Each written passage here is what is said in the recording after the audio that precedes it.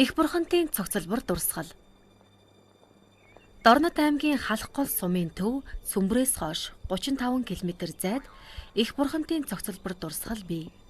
Ард олны их шүтэн их бурханд хэмээн хүндэтгэн дээдэлдэг их бурхантын цогцлборыг халахын Сэцэн хан аймгийн Элдэн Жунван Тоован хэмээх бат очрын тогтоотор хийгээд Сэцэн хан аймгийн хошуу ноёд удирдан 1859-өөс 1864 оны хооронд 5 жилийн хугацаанд аймаг хошуу нутгийнхны хандив хөрөнгөөр 100 шахам гар урчууд ард иргэдийг оролцуулан чулуугаар урлан бүтээжээ.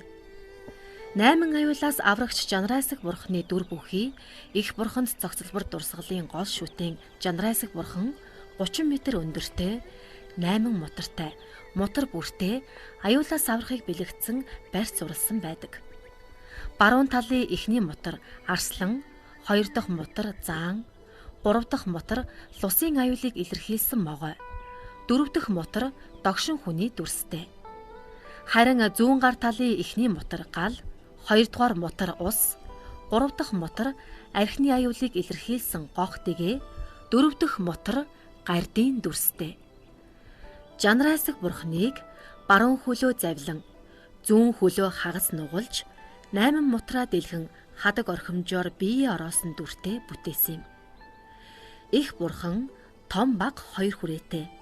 Том хүрээнд нь язгуурын 3 бурхны тарныг 20 ланз үсгээр хэвтэй байдлаар шитгэн залсан байдаг бол баг хүрээн дотор 12 суургыг мөн чулуу шигтгэн бүтээжээ.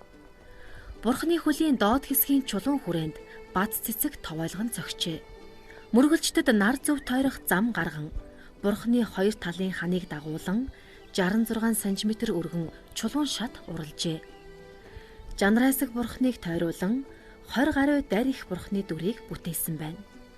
Дорнод аймгийн халах гол сумын төв Сүмбрээс хойш 35 км зайд орших их бурхантын цогцлбор дурсгал 159 жилийн түүхтэй дурсгал юм.